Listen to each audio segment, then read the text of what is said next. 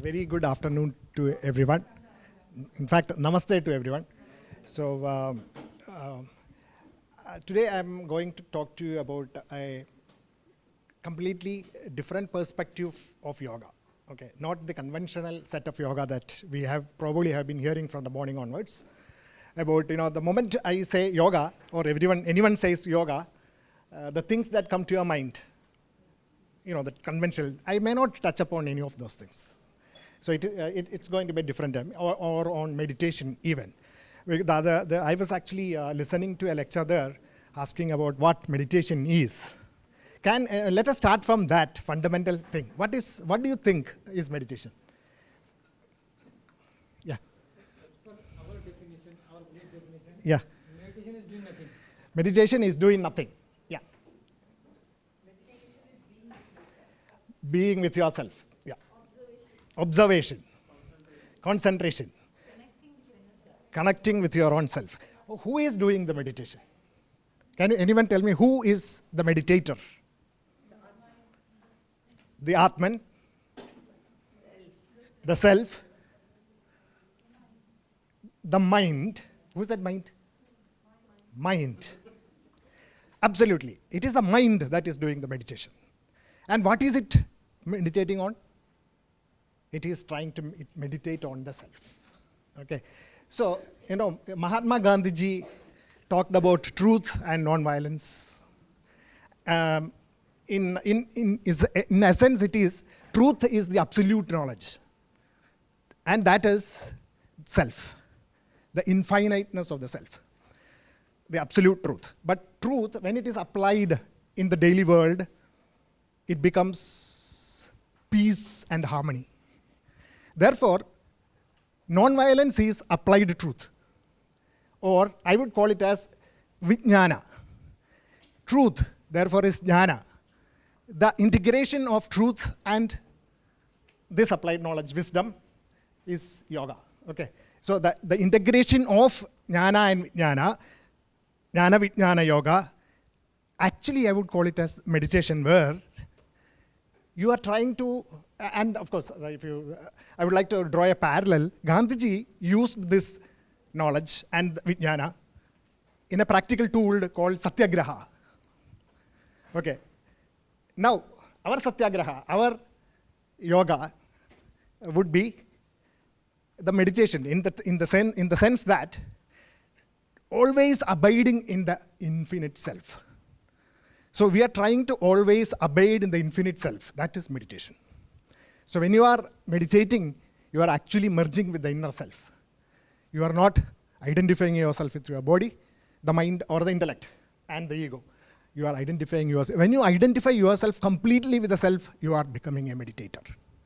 Otherwise, you are not. Okay, now that is the highly spiritual level of defining meditation. What we are going to try to do is to apply this knowledge, this technique, into our practical daily living. And that is what I'm going to talk about. So specifically for the younger generation, I think the Bhagavad Gita is full of tools and techniques for this abidance in the infinite self, in terms of meditating in whatever activity that you are doing. So I will bring down the whole thing into some practical applications, which is basically what transformation is all about. So with that, we have very limited time, so I'm not going to talk elaborately on these things. I'm going to talk about transformational leadership through Gita intelligence. I'm going to call it as Gita intelligence. For this,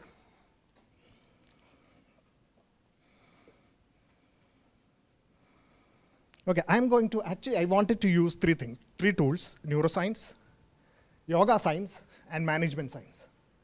But unfortunately, because of lack of time, what I will do is I will spend only a few minutes here and a few minutes there, but maybe 80% of my time, yoga science for the time being. I will throw some light about how these all can be integrated into a holistic tool, which I would call as the Gita intelligence, the intelligence of the Bhagavad Gita. So it is going to be a talk fully centered on the Bhagavad Gita, as applied to our daily living, in terms of mostly to do with the thought-powered workplaces of the 21st century. Okay, so that's general introduction to what I want to talk about today.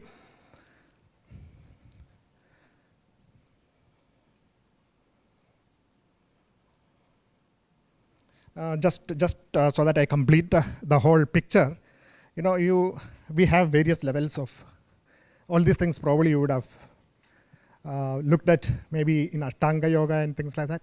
Okay, so I'm not going to talk about Ashtanga yoga, but I'm going to talk about these levels as being integrated into systems, physiology, body, the mind, intellect, and tendencies, and the self. Okay, the different levels which we can equate it to the yama, niyama, asana, pranayama, pratyahara, dharana, dhyana, and samadhi states of Ashtanga yoga, but that is not what we are looking at. What we are going to look at is the integration of systems to the self, integrating our, from the systems level through the body, mind, intellect, tendencies, and the self. This is basically what we are going to look at.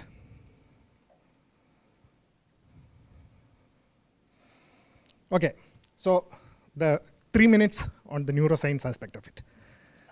Okay. Quickly, I'm just running through that. Mind is what the brain does. And what does the brain do?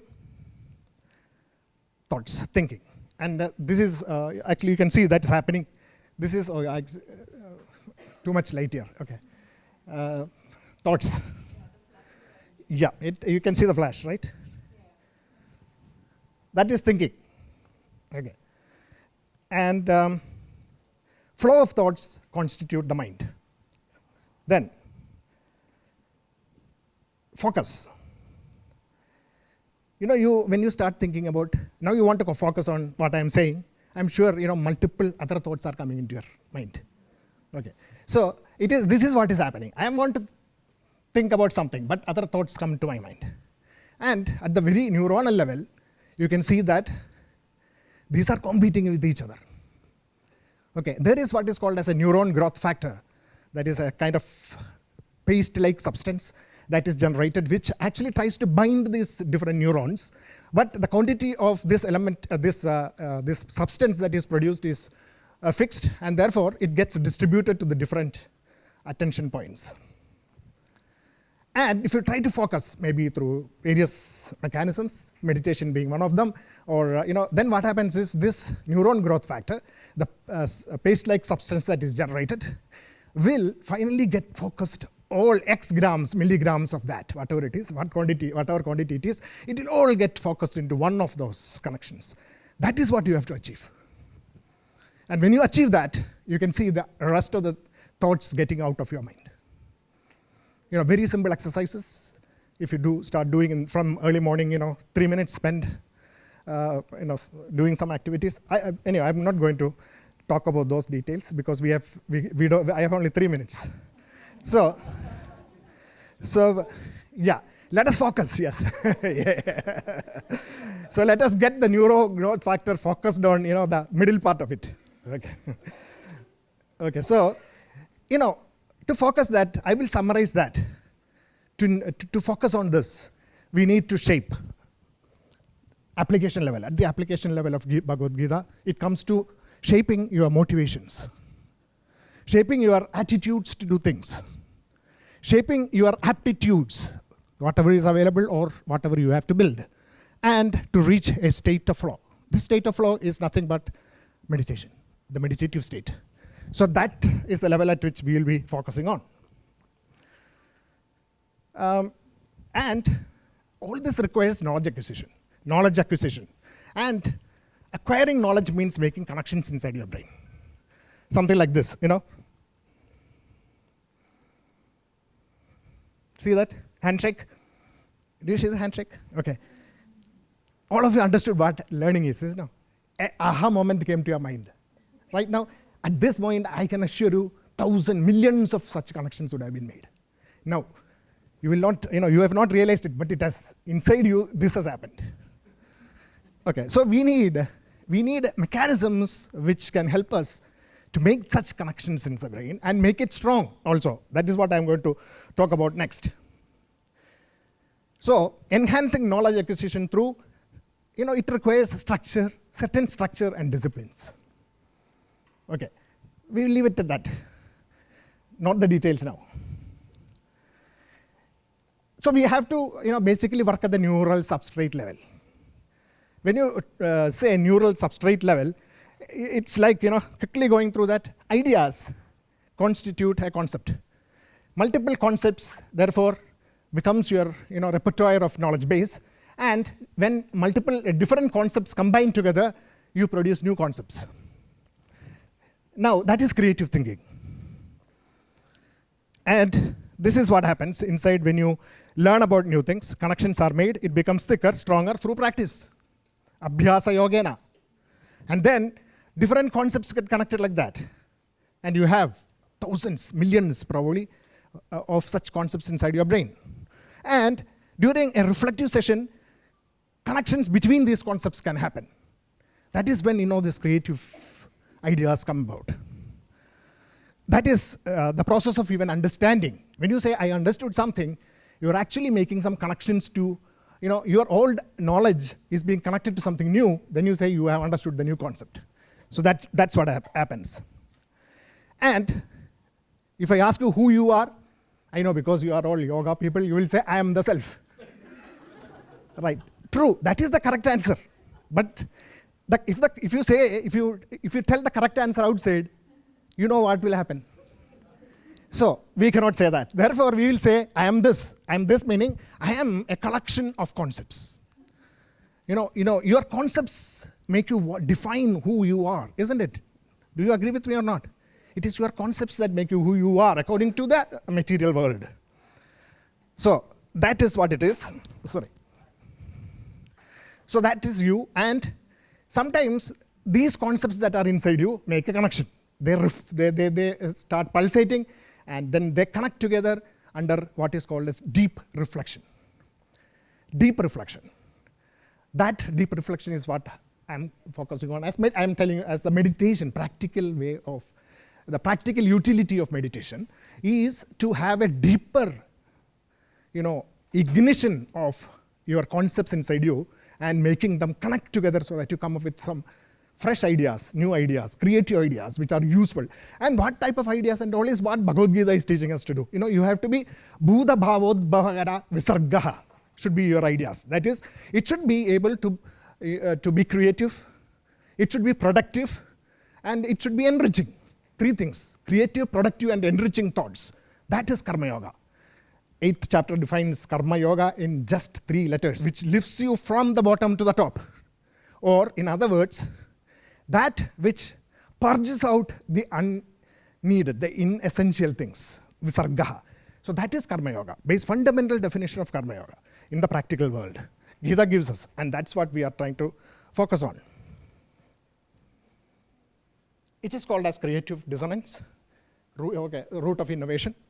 That this is a topic which we can actually talk for 1 hour. Creative dissonance, how you can build that, especially in young minds. There are very fundamental nuts and bolts level activities that can be given, which helps the mind to become fertile where creative dissonance can take place. Okay, so nourishing a creative mind through practice and reflection. Okay, that is another. Okay, I'm throwing out some tips here. These are the tips that are required to transform your mind, transform your thinking.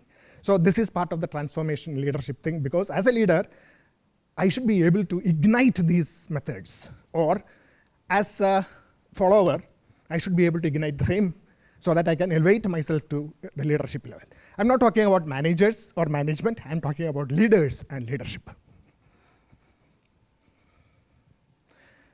At least 8 to 10 hours of sleep, especially between up to 15 years of age or 20 years of age, and beyond that, at least 7 to 8 hours of sleep is essential because of that, what is written there. Because I actually go to schools and all to talk about these things, and then the parents who come there are shocked. Because Thursday night, Friday night and all, people sleep only 3-4 hours. And people meaning the children, sad part. Every day, weekdays also, they go to bed at 11, 12, get up at 5 o'clock. They get 5 hours, 6 hours maximum sleep. Not enough at all. The brain is damaged. And that when they go to high school, they complain that these children are not studying properly. Because 10 years of misutilizing the brain's architecting has killed so many. So you don't really notice this outside, in the outside world. It is only in the capacity to think that it is reflected. And that happens by the time you are 15, 20 years of age. From 3 years, you have been doing the same thing. Total, no discipline, no structure. And the children are, they are wasting their connection process, architecting process. Enforcing discipline and structure during childhood is a very important thing in making transformation in the thought capacities of human beings. Similarly, the cerebellum, it has been in the last 10 years, 2006, I think, around 2006, 2007, it has proved clinically through experiments on millions of subjects that this cerebellum plays a significant role in enhancing the thinking capacity of human beings. Yeah, 5 minutes. It is 5 minutes, so I have to skip to the next session. Understand the importance of physical activities. So I will skip. There is, Gestalt perception that can be exploited. There is, the architecture of the brain, which is about pattern recognition. That is also mentioned here. Enough. Okay, so switching to the core, Gita intelligence, core of Gita intelligence. This is what I've been talking about. Thoughts, flow of thoughts. And flow of thoughts, we need to decrease the number of thoughts that are flowing in our mind. That is the essential step in focus and meditation. So, to do that, attitudes, motivations, and attitudes, disciplines and practice, enhancing learning, and creating a brain that is fertile. The first step in this transformation is to have supreme motivations. Gita tells you to have supreme motivations. What is supreme motivation? Is the joys of the self. I will define it as joys of the self. What do you mean by joys of the self? Okay, not an interactive session, so I'm moving forward.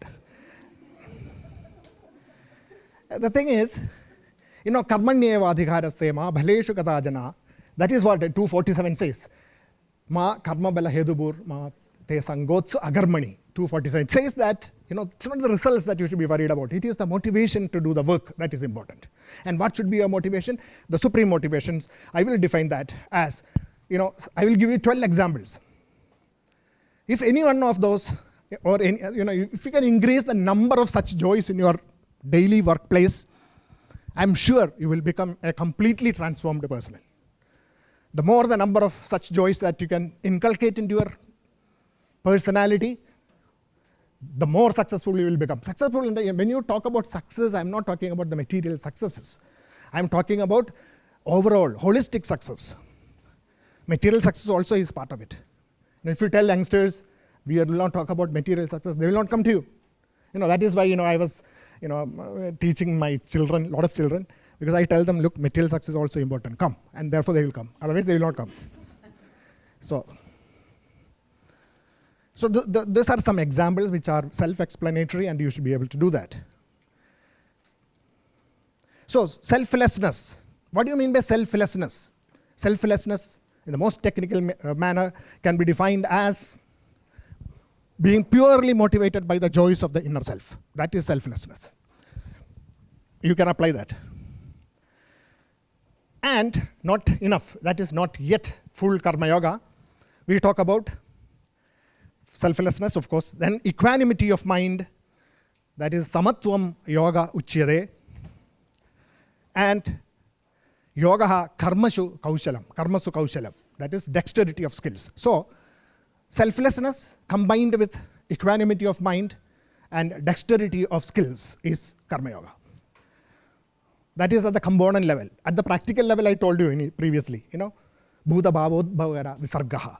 We'll come to that once more, but this is the fundamental definition of component level karma yoga. And this, to transform people working under you, to transform yourself into a leader, you need to apply this in your life, in your work, everyday work.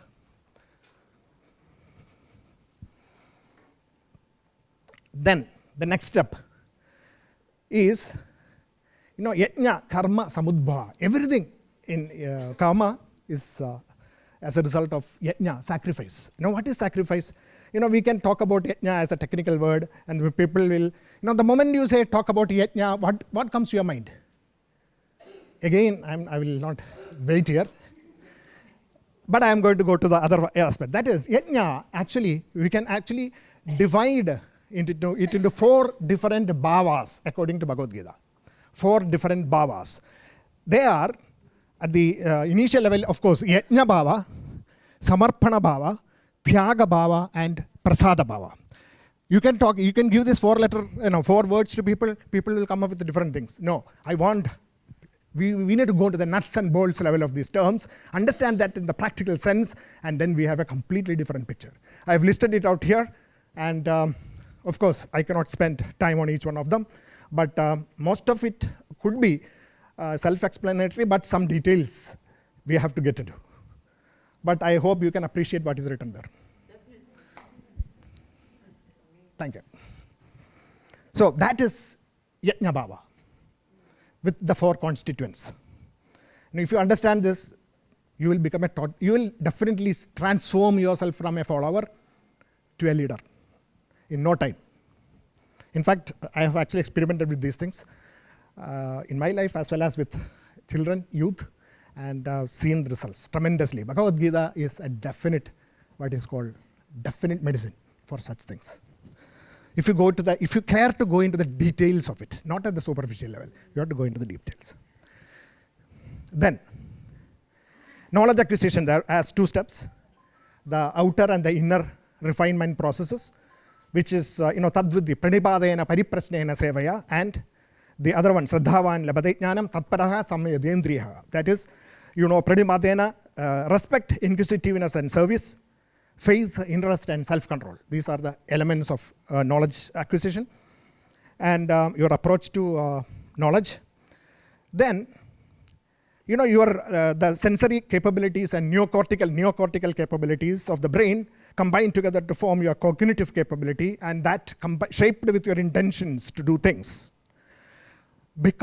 actually it produces a spectrum of different type of people, which Gita 5,000 years ago classified into 4 levels. Just 4 levels. That is the Brahmin, Kshatriya, Vaishya, and the Shudra. The thought capacities, the capability of thinking defined, the spectrum of this thing, that creative aptitude, the productive aptitude, the business aptitude, and the work aptitude. These are the fundamental levels of thought processes inside, people can lock themselves into. In fact, it is not watertight compartments. These are things that we do every day. All 4 of them, we might exist every day in each one of them. Depending on the kind of work that you are doing, at the place that you are in, you can shift between these levels. You can be a Brahmin at one time, you can be a Shudra at another time. All these 4 levels are important, equally important. There is no levels up and down. All 4 are important.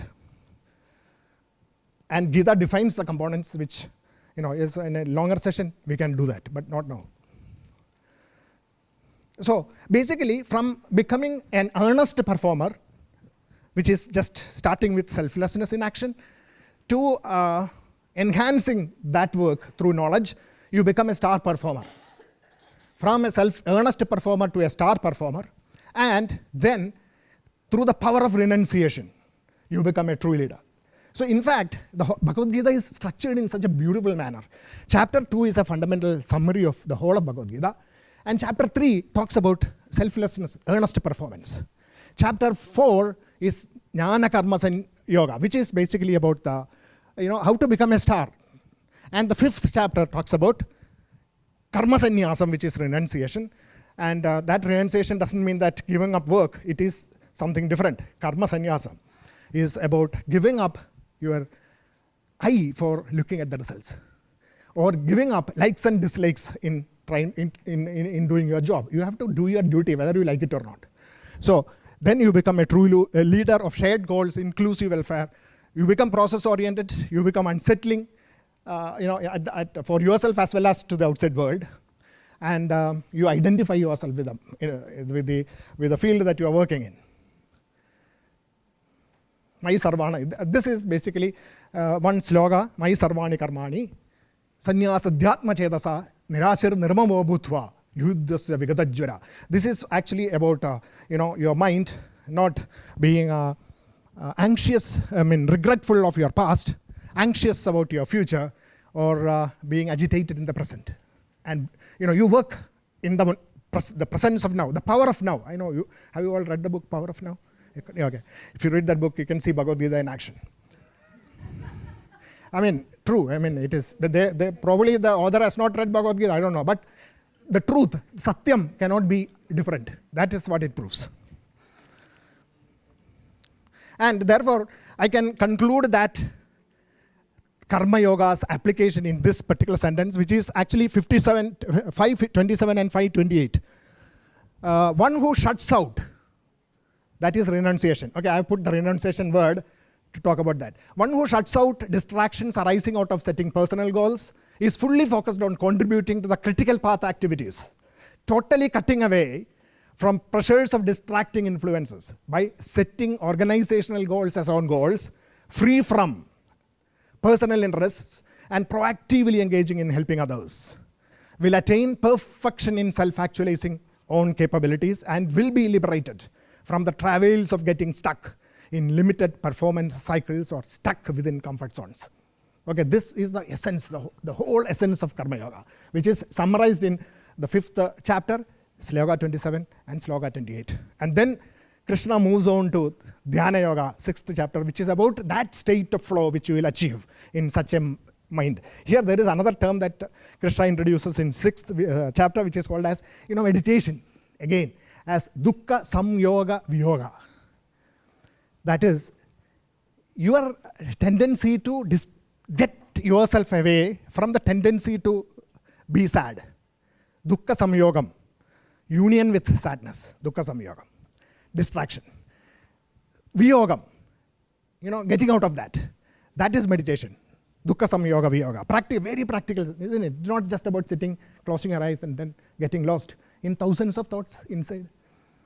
But okay, so then we'll go to a state which is called as the inspired action. That inspired action is summarized in the 12th chapter. Okay, the prelude to 12th chapter is 7, 8, 9, 10, and 11th chapters, 5 chapters, which combines everything together and ultimately goes into Bhakti Yoga, which is called as, which is the chapter 12, which I am summarizing it here in terms of, your capabilities, how do you enhance your existing capabilities? Krishna says, using faith, dedication, and focus. How can you, not only have the existing capabilities enhanced, but create new capabilities within you? That is using self-control, sense control, equanimity, and selflessness. And then, the process, practice, prioritization, and love. And there are levels of knowledge acquisition, which is do, know, reflect, apply. This is just fundamental 20 slokas summarized here. Do, keep doing, start understanding, reflect, make new connections, apply in a creative manner, Karma Yoga. Okay, that is Bhakti. And for that, what is the motivation that you should have? What should be the motivation with which you should do all this? Joys of the inner self. So, self, powered by consciousness, that energy from the outside universal world that comes into your being, and then it gets converted into as consciousness. Okay, that is the scientific way of saying things, consciousness. And then that empowering the mind and the intellect, energizing your physical body, is you. Yeah, okay, I'm just stopping. Through the whole of 18th chapter, in a practical sense, is summarized here. You start off from facing challenges smartly, intrinsically motivated, developing right attitudes and right aptitudes, shunning likes and dislikes, and getting into a flow. You understand that you are universal, that you are imperishable, and you are infinite. 7th, 8th, 9th chapters. Connecting with the outside world, Vibhuti Yoga, and developing multidimensional perspectives, which is Vishwarupa Darshana, and become inspired. Always be inspired by the inner joys of the self is Bhakti. Therefore, for that, now some details, know your limitations, what your limitations are, who you are, self, who you are not, the not self aspects. Understand that. Know your inner nature, Sattva, Rajas, and Tamas, the 3 gunas, and how they relate with each other, and how it reflects in the outside world, and strive for perfection. 15th chapter. And then some examples of good and bad differences shape keeping your faith, and breaking comfort zones is moksha. Getting out of your limitations is moksha. That is 18th chapter. Therefore, we have put together all these things into some practical things about some 50 parameters of cognitive skills, initiatives, networking, self-management, teamwork, leadership, followership, etc. Combining that with the motivations, attitudes, and aptitudes to come up with what is called as Gita intelligence. And I think that is what our children needs, our youngsters need. So, in summary, therefore, what I have been talking to you about is motivations, attitudes, and aptitudes, and renunciation, shaping your state of flow in mind, becoming an inspired person, and expanding you to infinity. Okay, I cannot see that. So that is transformational leadership. Thank you very much.